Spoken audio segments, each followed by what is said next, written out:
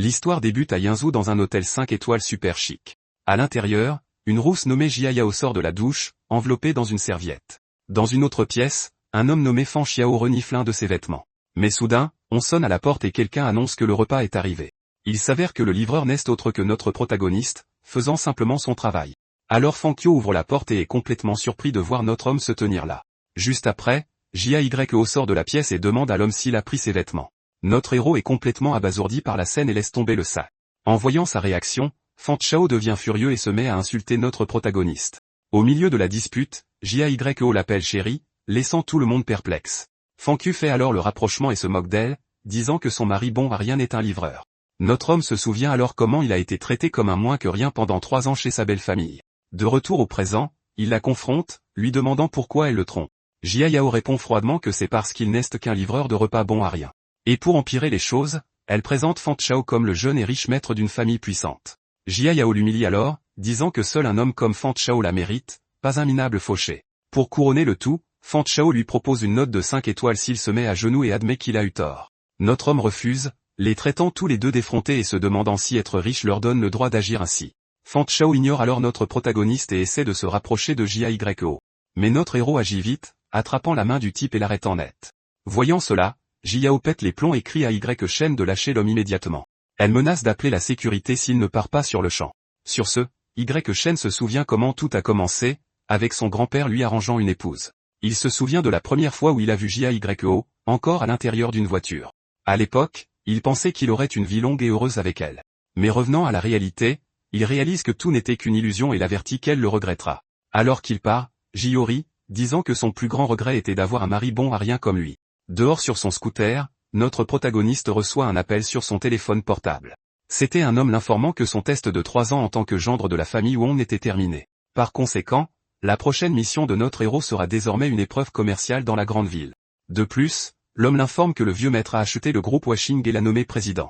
L'homme l'interroge alors sur la jeune madame, mais notre héros dit qu'elle n'est pas digne de sa famille. Ladrio rentre chez elle et découvre une scène inattendue. Elle voit notre homme faire ses valises et lui demande s'il fuit la maison pour une chose aussi stupide. Jiao le nargue même, disant qu'il mange et vit là gratuitement, donc il devrait juste prendre sur lui. Mais Shen explose et lui jette à la figure toutes les humiliations qu'il a subies pendant 3 ans. Il hurle qu'il a tout supporté parce qu'il tenait à elle, mais qu'il n'en peut plus. Le feu dans les yeux, notre protagoniste demande enfin le divorce, laissant la femme sous le choc. Elle n'en croit pas son audace et essaie encore de le blâmer, le traitant de bon à rien. Jyo essaie de le menacer, disant qu'il perdra l'appartement de luxe et la voiture, mais il s'en fiche complètement. Furieuse, elle accepte le divorce et se plaint que son grand-père l'ait marié à un perdant. Notre protagoniste suggère alors qu'il règle tout ça à la mairie le lendemain matin. Cependant, elle invente une excuse, disant que demain c'est le 80e anniversaire de sa grand-mère. Elle prétend aussi devoir d'abord discuter de l'affaire avec la famille, car c'était un vieil arrangement. Alors que notre héros s'éloigne, elle hurle qu'il le regrettera et reviendra en rampant. Dès qu'il quitte le bâtiment, notre héros reçoit un appel lui disant que la voiture l'attend au coin de la rue. Et alors qu'il tourne au coin de la rue, il est accueilli par une flotte de Rolls-Royce et plusieurs hommes en costume l'appelant jeune maître. Malgré la pluie, un des hommes lui offre un parapluie, mais notre protagoniste refuse l'offre. Il dit que les eaux qui tombent pourraient l'aider à se vider la tête après tout ce qui s'est passé. Puis, un de ses subordonnés lui met un manteau, et notre homme dit finalement qu'il est temps de partir. Le convoi de voitures de luxe démarre en trombe, attirant l'attention de tout le monde dans la rue. Les gens sont choqués de voir autant de Rolls-Royce ensemble et se demandent ce qui se passe. Même Jiao entend le bruit depuis sa fenêtre et se demande si quelqu'un d'important est arrivé. À l'intérieur de la voiture, notre protagoniste réfléchit à sa véritable identité. Car le monde l'ignore, mais la famille Y est la plus mystérieuse et la plus riche de toutes, avec une fortune de 100 milliards $. Peu après, notre homme est conduit à un hélicoptère qui l'attendait déjà. Il s'avère que les héritiers de la famille y suivent un entraînement rigoureux dès l'âge de 3 ans.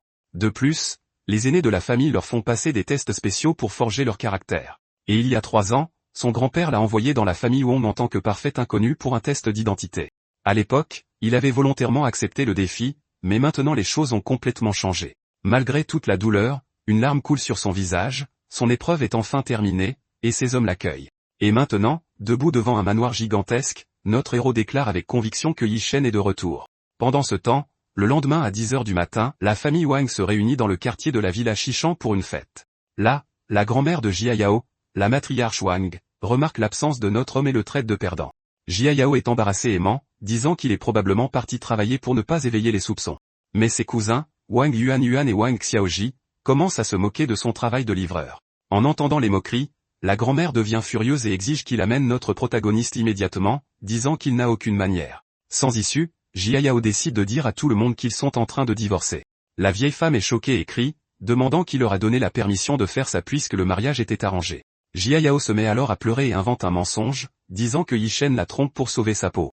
La grand-mère tombe dans le panneau et devient outrée, traitant notre héros d'animal pour avoir trahi sa petite fille. Un des cousins chuchote même à Jiayao que ce n'est pas surprenant qu'il cherche quelqu'un d'autre puisqu'elle ne l'a même jamais touché. Même ainsi, la vieille dame s'en fiche et insiste sur le fait qu'il n'avait pas le droit de faire ça. Elle leur ordonne de l'appeler immédiatement, afin qu'elle puisse appliquer la justice familiale. Obéissante, Jiayao sort son téléphone pour appeler, et à l'autre bout du fil, notre protagoniste répond. Jiayao lui dit que sa grand-mère veut le voir, mais notre héros refuse d'y aller. Il lui raccroche ensuite au nez, la laissant absolument furieuse de son culot. Elle dit à la vieille femme qu'il ne vient pas, et la grand-mère est encore plus irritée par son insolence. Alors, la grand-mère dit au cousin Shiji d'aller le chercher de force, et le type adore l'idée de le malmener. Tandis que le cousin part avec assurance, la famille Wong attend de voir comment les choses vont se dérouler. La vieille dame profite alors de l'occasion pour faire une annonce importante à tout le monde. Elle révèle qu'un nouveau président mystérieux a pris la tête du groupe Uaxing hier seulement. Et comme la famille Wong a un contrat de 70 millions de dollars en jeu, ils doivent plaire au nouveau patron. Pendant ce temps, un des hommes de notre héros lui demande pourquoi il porte encore l'uniforme de livreur. Notre homme explique qu'aujourd'hui est le dernier jour de son contrat, et qu'il doit finir ce qu'il a commencé. Car il n'est pas encore temps de révéler son identité, et il vaut mieux observer ses ennemis depuis l'ombre. À ce moment, Xiaoji appelle notre protagoniste et lui demande où il est pour qu'il puisse parler. Notre héros l'informe alors qu'il fait une livraison dans la communauté résidentielle Elvion. Xiaoji affiche un sourire malicieux et lui dit de l'attendre là-bas car il est en route. Juste après, le cousin accélère sa voiture avec la claire intention de renverser notre homme. Xiaoji dit à notre héros de monter dans la voiture parce que grand-mère veut le voir. Mais notre homme l'avertit que rien n'arrêtera le divorce. Le cousin se met en colère et dit que grand-mère veut appliquer la justice familiale. Il l'accuse de l'avoir trompé et dit que c'est pour ça qu'il mérite une leçon. Notre protagoniste enlève alors son casque et demande si c'est Jiayao qui a dit ça. En entendant la confirmation, il ne peut tout simplement pas se retenir. Et puis notre homme se met à rire aux éclats, laissant le cousin complètement confus. Peu après, il devient sérieux et traite Jia d'effronté pour avoir menti. Shaji est surpris par son regard intimidant, qui ressemble à celui d'un supérieur. Malgré tout, le cousin lui dit de monter dans la voiture, mais notre héros refuse une fois de plus. Shaji ouvre la portière de la voiture pour régler ça avec ses poings. Et juste après, il se jette en avant pour essayer de frapper notre gars. Cependant, notre héros esquive facilement et gifle même le cousin au visage. Humilié, le gars sort un couteau et menace d'en finir avec notre protagoniste.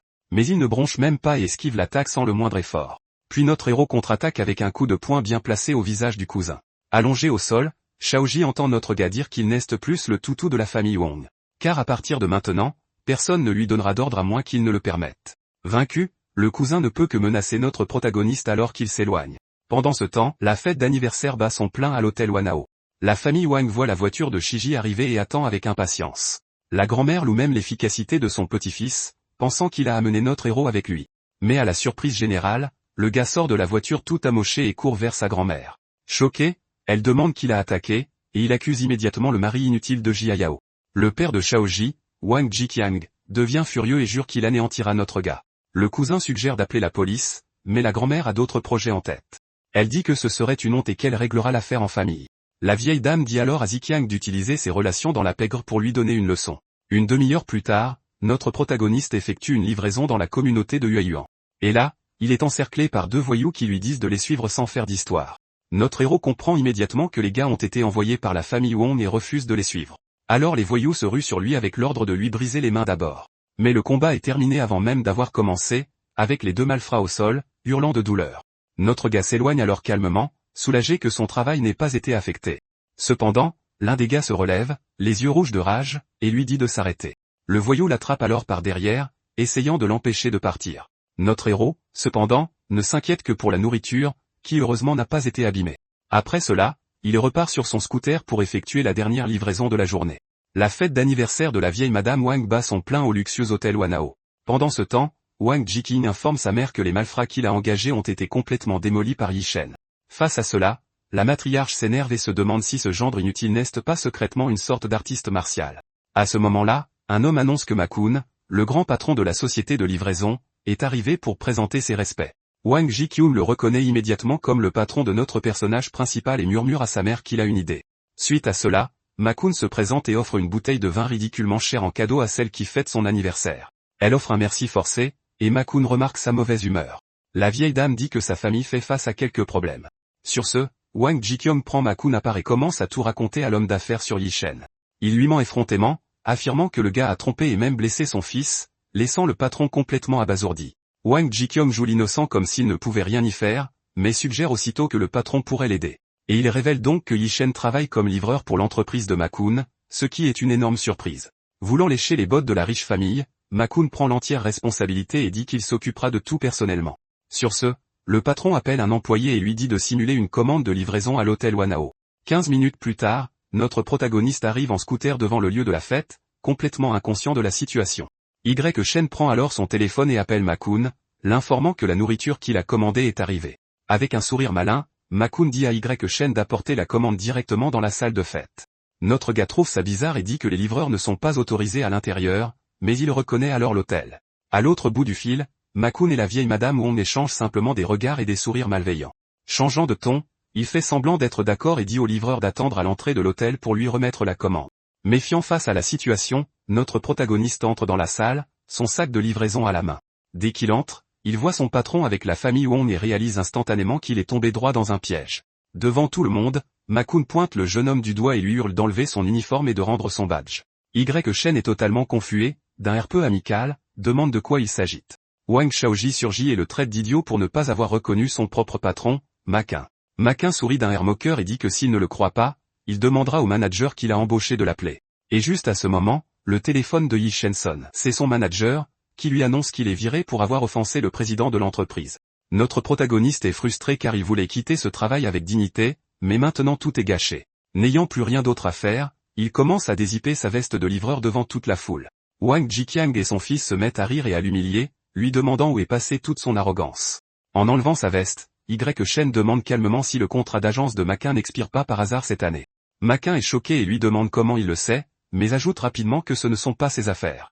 Notre protagoniste sourit et l'informe qu'il n'a plus besoin d'aller à la capitale, car il ne sera plus l'âge de la société. Ma-kun devient furieux et hurle, lui demandant pour qui il se prend, puis se vante de son amitié avec le PDG. Voyant l'audace du jeune homme, la vieille madame Wong perd patience et lui ordonne de s'agenouiller sur le champ. Elle l'accuse d'avoir trompé et battu son petit-fils, et déclare qu'elle appliquera la justice familiale devant tout le monde. Y-Shen a un petit sourire en coin et demande pourquoi il devrait s'agenouiller, disant à la matriarche de continuer à rêver. La vieille dame lui rappelle qu'il y a 3 ans, il a promis d'accepter la justice familiale s'il faisait quoi que ce soit de mal. Notre protagoniste pose une main sur son cœur et confirme que sa promesse tient toujours, car c'est un homme de parole. Satisfait de la réponse, Wang Jikyong ordonne à ses hommes d'apporter la règle dragon géante de la famille. Un instant plus tard, l'un de ses sbires apparaît, tenant une règle dorée avec une tête de dragon à son extrémité. Les invités sont choqués, chuchotant que se faire frapper avec ça doit faire mal pendant au moins 3 jours. La vieille madame Wang, avec un regard haineux, ordonne à Wang Jikyong de frapper Yi-Shen 20 fois avec l'objet. Soudain, le père de Jiaoyo intervient, disant que c'est sa faute de ne pas avoir discipliné son gendre et qu'il le fera lui-même. Mais avant qu'il ne puisse faire quoi que ce soit, Jiaoyo surgit de nulle part et s'empare de la règle, disant qu'elle sera celle qui frappera son mari. Notre protagoniste la fixe, pensant qu'en plus d'être trompé et faussement accusé, maintenant sa propre femme veut l'agresser. Shen dit sarcastiquement qu'il a épousé une femme vraiment digne de lui, et Jiayao se contente de grommeler. Elle prétend qu'en tant que sa femme, elle seule peut le frapper. Car laisser les autres le faire lui apporterait la honte. Wang Shiji n'aime pas ça du tout et essaie de reprendre la règle à sa cousine, qui est surprise par son geste. En colère, le cousin hurle qu'il va défigurer notre protagoniste et lève la règle pour frapper. Cependant, Yi-Shen est beaucoup plus rapide et parvient à esquiver le coup à la dernière seconde, laissant son cousin abasourdi.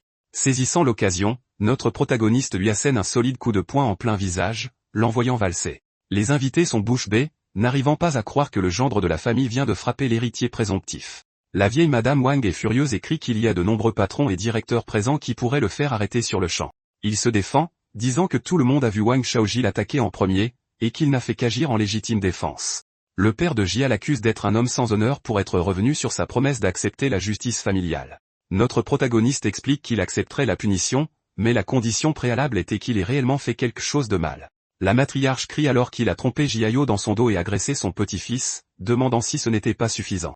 Y-Shen répond en criant que pendant 3 ans, il a aimé sa petite-fille, et que la vraie trompeuse est Jiayao, qui est allée à l'hôtel avec Fan Chao. Les invités commencent à chuchoter à propos de Fan Chao, et des rumeurs selon lesquelles la famille Wong le voulait comme gendre. Désespéré, Jia Yao les supplie de ne pas l'écouter et invente une histoire selon laquelle elle a rencontré Fan Chao pour discuter d'affaires. Notre protagoniste insiste auprès de Jia Yao, lui demandant si on a besoin d'une chambre d'hôtel et de peignoir pour une réunion d'affaires. Par coïncidence, Fan Chao lui-même arrive à la fête à ce moment précis, surprenant tous les invités. Portant un cadeau d'anniversaire, il s'approche du groupe et demande ce qui se passe. Jia Yao court vers lui, jouant la victime, et dit que Yi Shen l'accuse d'avoir une liaison avec lui.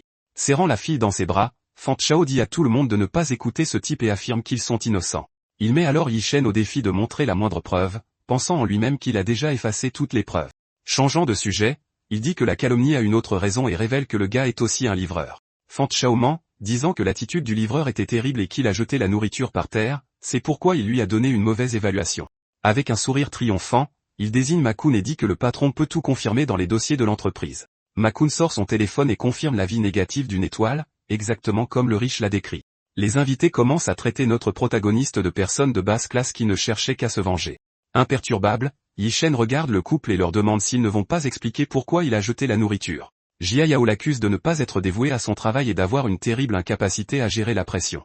Notre protagoniste éclate d'un rire incontrôlable en la regardant, se demandant quel espoir il pouvait encore avoir pour elle. De là, il se tourne vers la vieille dame Wong et lui demande si elle a la moindre preuve qu'il l'a trompée. Face à la question, la vieille dame Wong reste sans voix, et Jia Yao détourne le regard, ne sachant que dire. La matriarche dit alors que puisque personne n'a de preuves, il devrait oublier l'affaire de tromperie, mais pas l'agression. Notre protagoniste rétorque que Wang Shaoji l'a attaqué avec une arme et menace d'appeler la police. La grand-mère devient furieuse, l'accusant de prendre de l'assurance après avoir vécu au crochet de sa famille pendant 3 ans. Y Shen la rassure, disant qu'il l'a toujours respecté et promet de ne pas causer de problème à son petit-fils. Puis, avec un regard sérieux, il révèle sa seule et unique demande, qu'elle approuve enfin son divorce. La vieille dame commence un discours, disant que le mariage était le souhait de son défunt mari, raison pour laquelle elle l'a maintenu. En entendant cela, les invités commencent à chuchoter entre eux au sujet de la situation de la famille Wong. La matriarche continue, faisant l'éloge de sa petite-fille comme étant la plus grande beauté de la ville, et disant que Shen n'est pas digne d'elle. Elle annonce qu'elle ne suivra plus les dernières volontés de son mari et chasse Shen de la famille sur le champ. Wang Jiqian est ravi de la décision et appelle un serveur pour servir des boissons à tout le monde pour célébrer. Les invités félicitent immédiatement la famille de s'être débarrassée du gendre inutile et disent que Jia Yao mérite quelqu'un de mieux.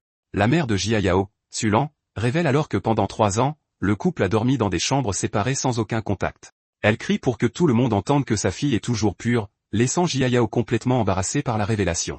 Notre protagoniste observe toute la scène se dérouler avec un regard froid et distant, encaissant l'humiliation publique. Notre MC se dit que c'était le choix de Jia Yao, d'être traité comme une marchandise par sa propre famille. Il prend un verre de vin et félicite son ex-femme d'être enfin libre de trouver quelqu'un à son niveau. Jia Yao, avec un air de supériorité, dit que s'il s'agenouille et la supplie, peut-être qu'elle reconsidérera le divorce. Shen est indigné et demande pourquoi ce serait à lui de la supplier, alors que c'est elle qui l'a trompé en premier lieu. Face à son audace, il se contente d'incliner le verre de vin dans sa main sans dire un seul mot. Une seconde plus tard, il lui jette tout le contenu du verre au visage et lui hurle qu'elle n'est pas digne.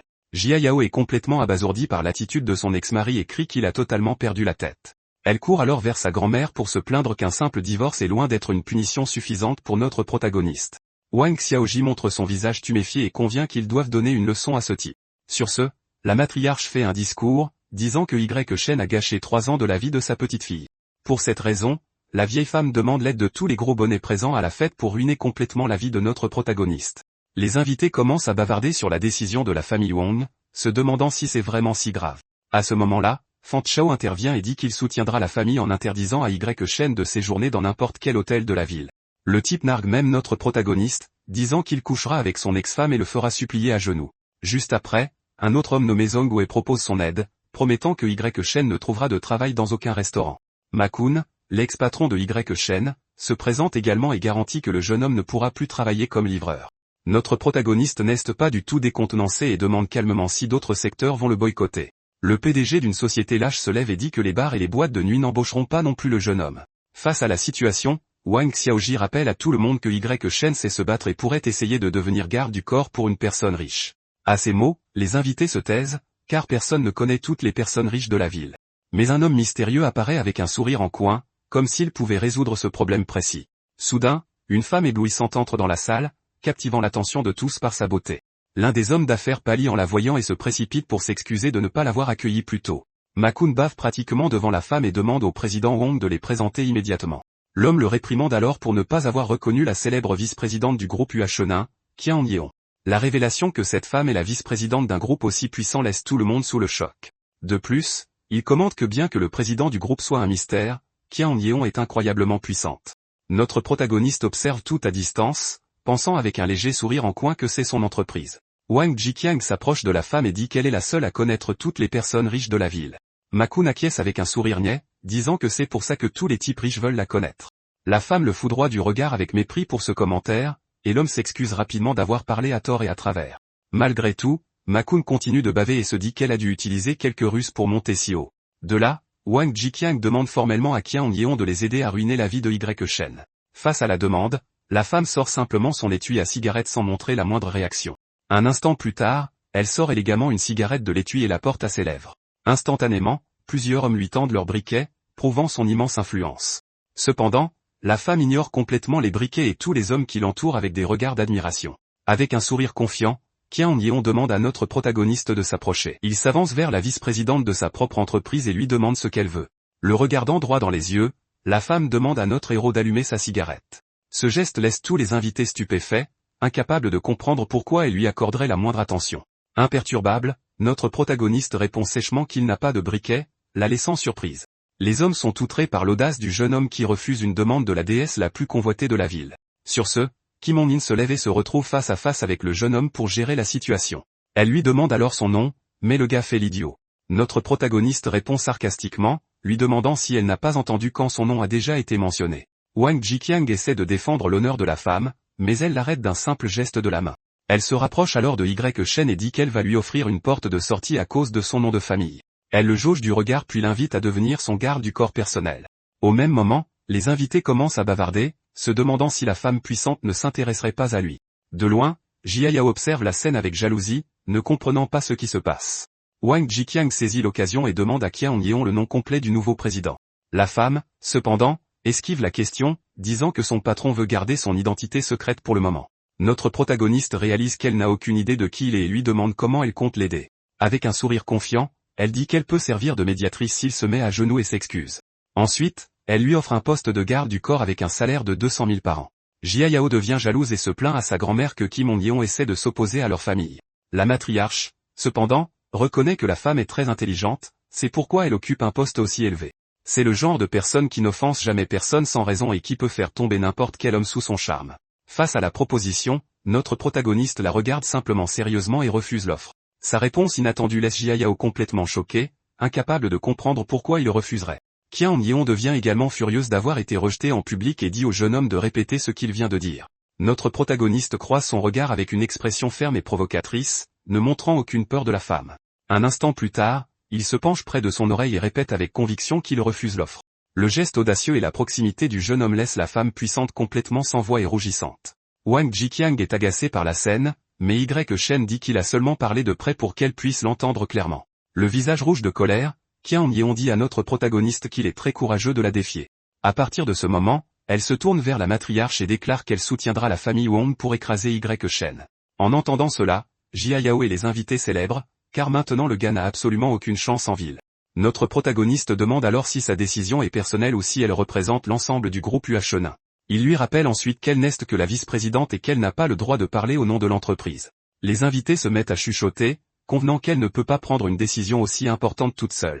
À cause de cela, Qian Yeon invente quelque chose sur le champ, affirmant que le nouveau et mystérieux président du groupe est son amant. Y-Shen est complètement abasourdi et se demande quand exactement il est devenu l'amant de cette femme. Il la traite de menteuse en face, mais elle le répète avec conviction pour que tout le monde l'entende. Les invités la croient immédiatement et commencent à critiquer notre protagoniste pour avoir osé la défier.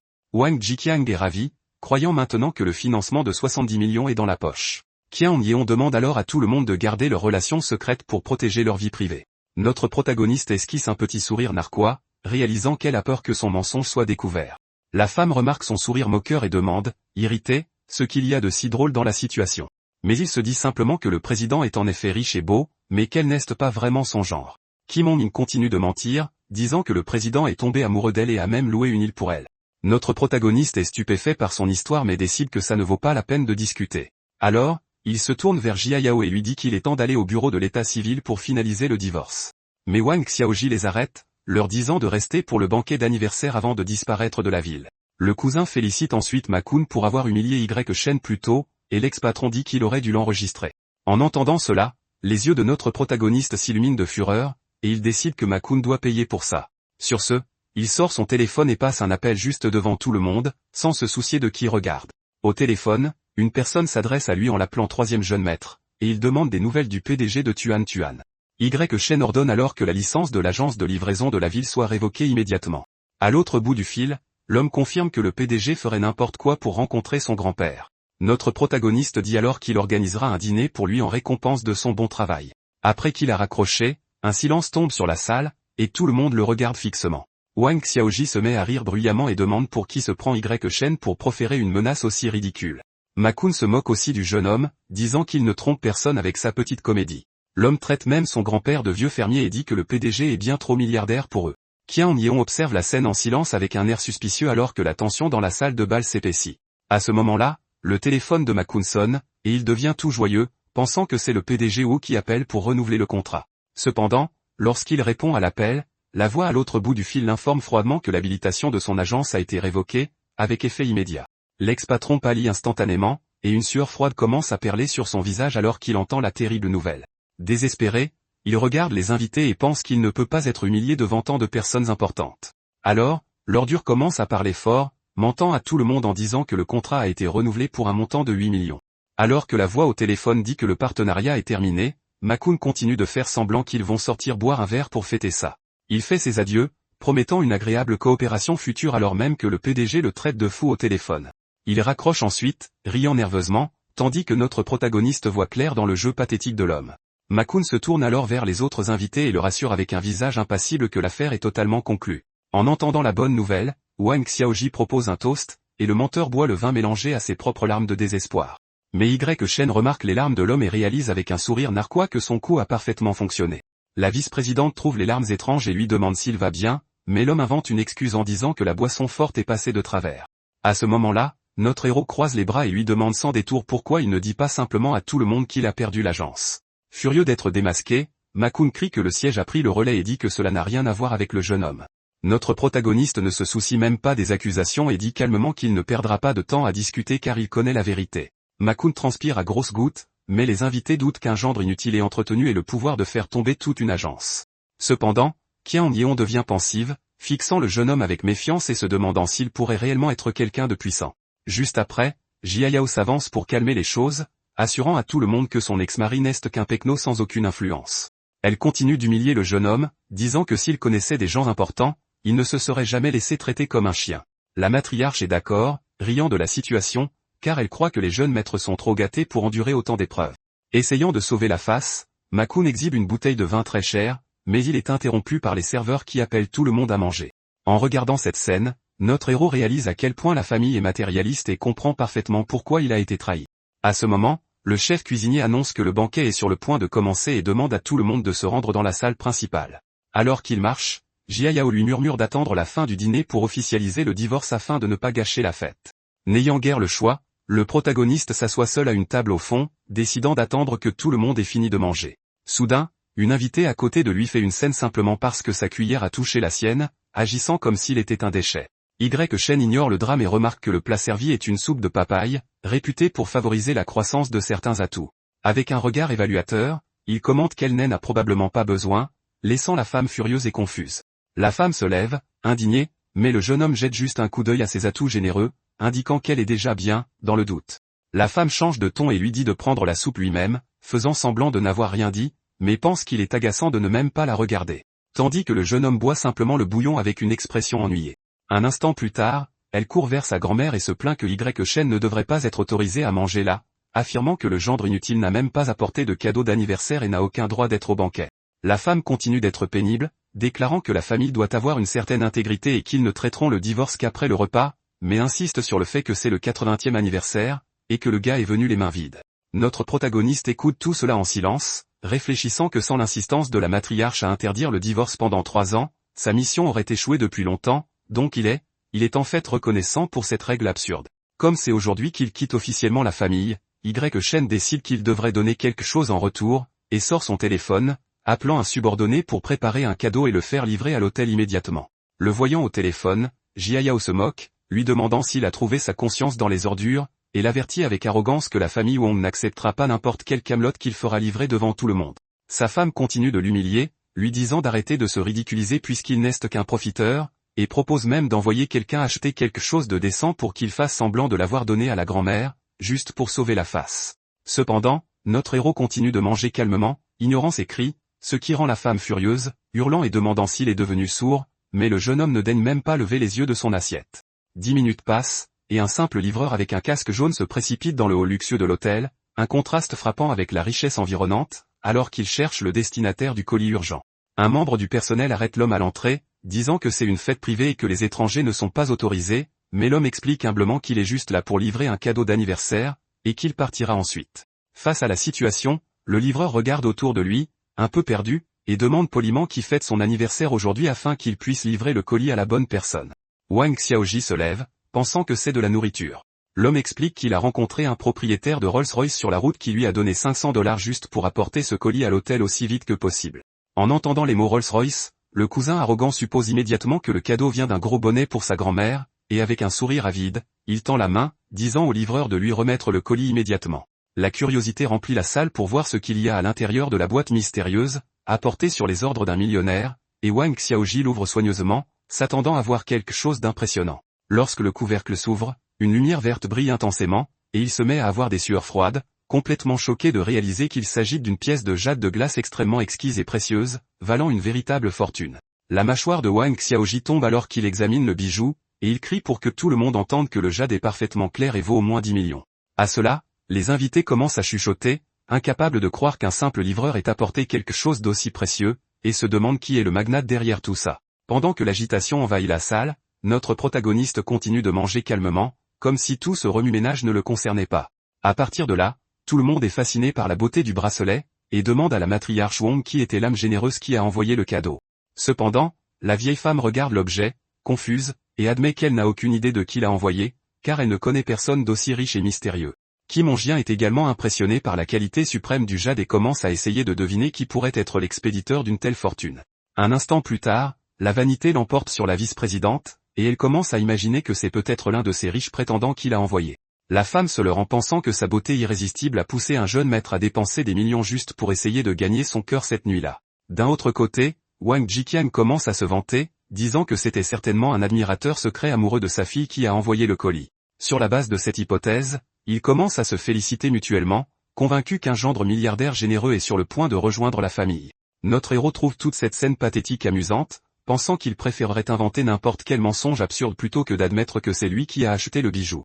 Il s'essuie alors la bouche, se lève de table et demande à sa femme si elle a fini de manger pour qu'il puisse partir. Sur ce, Shen annonce qu'il a livré le cadeau promis, et exige maintenant qu'il aille directement au bureau de l'état civil pour finaliser le divorce immédiatement. Les yeux de Jiayao s'écarquillent de confusion, et elle se demande quand il a bien pu livrer un cadeau, puisqu'elle ne l'a pas vu lever le petit doigt de toute la soirée. Alors, le protagoniste pointe un doigt droit sur sa grand-mère et révèle devant tout le monde que le bracelet de $10 millions est son cadeau. Xiaoyi pointe un doigt en retour au visage de notre protagoniste, criant qu'il est sans vergogne et n'aurait jamais l'argent pour acheter un tel bijou, même pas en 1000 ans. Le cousin continue son cinéma, disant à Jiayao de ne pas laisser son mari se ridiculiser, affirmant que c'est certainement un riche prétendant qui a envoyé le cadeau. Sur ce, la femme tire précipitamment le jeune homme, disant qu'ils doivent se dépêcher d'aller au bureau de l'état civil car elle ne supporte pas d'être mariée à un raté une seconde de plus. Avant de partir, Shen regarde la vieille femme et dit sérieusement que, pour leurs 3 années ensemble, le bracelet est son cadeau d'adieu à la famille. Jiayao ignore le geste noble et lui crie d'arrêter de se vanter et de simplement dégager, renforçant qu'il n'est rien d'autre qu'une honte ambulante pour le clan Wong. Juste à ce moment, Wang Xiaoji apparaît avec un air menaçant, disant à son ex-beau-frère de prendre un train et de disparaître de Yinzhou dès qu'il aura signé les papiers du divorce. Mais notre héros n'est pas intimidé par la menace et répond froidement que sa liberté lui appartient, et que personne n'a le droit de décider où il doit ou ne doit pas vivre. Un instant plus tard, il attend un transport sur le trottoir quand une voiture de luxe passe en trombe et s'arrête brutalement devant lui pour une dernière provocation. À l'intérieur du véhicule, Fan Chao sourit malicieusement à côté de la femme, disant que le jeune homme n'est pas digne de s'asseoir dans une BMW et devrait plutôt prendre un vélo de location. L'amant lâche un autre rire, lui disant qu'ils l'attendront à l'entrée du bâtiment gouvernemental, laissant notre protagoniste derrière sur le trottoir. Face à cette situation humiliante, Chen est simplement un taxi ordinaire et demande au chauffeur de l'emmener directement au bureau des affaires civiles pour en finir. Une fois arrivés, ils entrent immédiatement dans la salle de médiation, où l'atmosphère est froide et bureaucratique, marquant la fin définitive de ce mariage arrangé. Le processus est rapide, et en quelques minutes seulement, le personnel remet les certificats rouges, scellant le divorce et rompant les liens entre eux. Tenant le document, le jeune homme sent un poids se retirer de ses épaules, et pense avec soulagement qu'après 3 ans de souffrance, il n'est enfin plus un gendre entretenu. Mais à la sortie, Fan Chao apparaît pour se moquer de lui, disant qu'il est maintenant passé de gendre inutile à gendre abandonné, tandis que Chen se concentre sur sa prochaine épreuve. Notre protagoniste ne se soucie même pas des provocations et répond simplement froidement qu'il ne veut plus rien avoir à faire avec cette femme, lui tournant le dos et s'éloignant. Jia Yao est furieuse d'être ignorée et continue de crier au milieu de la rue, traitant son ex-mari de gendre inutile et abandonné alors qu'il monte dans le taxi. La femme monte dans la voiture de luxe, toujours furieuse, et ordonne à Fan Chao de suivre le véhicule du jeune homme pour s'assurer qu'il quitte la ville. L'amant obéit avec un sourire suffisant, certain que Chen se dirige tout droit vers la gare pour s'enfuir la queue entre les jambes. Alors qu'ils suivent le taxi dans les rues animées, ils pensent que, comme ils ont bloqué tous ses moyens de subsistance, le jeune homme n'a pas d'autre choix que de partir. Mais Jia Yao commence à s'agiter sur le siège passager, se souvenant de l'expression confiante de son ex-mari, et sent que quelque chose est très étrange dans toute cette situation. Soudain, Fan Chao fronce les sourcils, confus, réalisant que l'itinéraire que prend le taxi ne mène ni à la gare ferroviaire ni à la gare routière. L'ex-femme demande si c'est le chemin de l'aéroport, mais le chauffeur le nie, disant que cette direction mène directement au quartier riche de XH. À ces mots, la femme commence à se ronger les ongles avec anxiété, se demandant si le gars a vraiment l'intention de rester à Yongzhou même après tout ça. Fan Chao essaie de la calmer en disant que le pauvre type cherche probablement juste un hôtel bon marché, mais il l'assure qu'avec leur influence, personne ne lui louera de chambre. 10 minutes plus tard, le taxi s'arrête devant le luxueux hôtel Four Seasons au lac de Hell-West, laissant le couple qui le suivait complètement perplexe. Voyant notre protagoniste monter les escaliers de l'entrée, Fan Chao ricane, disant qu'il est certainement seulement venu postuler pour un emploi de serveur ou de concierge. Jia Yao est outré par l'audace du gars, puisqu'il avait déjà clairement indiqué lors du banquet qu'il lui était interdit de trouver un emploi en ville. Déterminé à humilier le jeune homme une fois de plus, l'amant prend son téléphone et appelle une connaissance qui travaille comme manager à l'hôtel pour lui tendre un piège. L'homme ordonne alors au manager de ne pas embaucher un certain Chen qui vient d'entrer, pensant qu'il détruit la vie de notre héros. Cependant, l'expression de l'amant change radicalement lorsqu'il entend la réponse du manager, et il crie de surprise, poussant Jio à lui demander, effrayé, ce qui n'allait pas. L'homme raccroche, confus, et explique que l'employé a tout vérifié, mais a confirmé que personne ne s'était présenté pour chercher un emploi, ce qui les laisse tous deux perplexes quant à la raison de sa visite. Face à ce mystère, les yeux de Fan Chao s'écarquillent, et il suggère la possibilité absurde que notre protagoniste ne soit pas là pour travailler, mais pour y séjourner en tant que client. L'ex-femme se moque immédiatement de l'idée, disant que c'est impossible car une seule nuit coûte 8000, et qu'elle lui a confisqué toutes ses cartes, ne lui laissant que de la monnaie. Malgré tout, l'amant n'est pas satisfait et décide d'entrer dans l'hôtel pour en avoir le cœur net, en personne avec sa connaissance manager. En arrivant dans le hall, ils reçoivent la confirmation fracassante que Chen s'est bien enregistré et a même payé d'avance pour un séjour complet de 7 jours. En entendant cela, le couple diabolique reste bouche bée, calculant que ce petit coup a coûté plus de 50 000 et ils n'arrivent pas à croire que ce bon à rien puisse avoir autant d'argent. Juste après, Fan Chao accuse le gars d'avoir détourné de l'argent des courses et de la nourriture pour chiens pendant des années, traitant notre héros de voleur et honté. Cependant, la réceptionniste interrompt leur colère avec un sourire gêné et les informe qu'il y a eu une erreur, car le client n'a pas pris une chambre ordinaire, mais la suite présidentielle. Cette révélation leur fait l'effet d'une bombe atomique, les faisant crier à l'unisson, complètement terrifiés par ce qu'ils viennent d'entendre.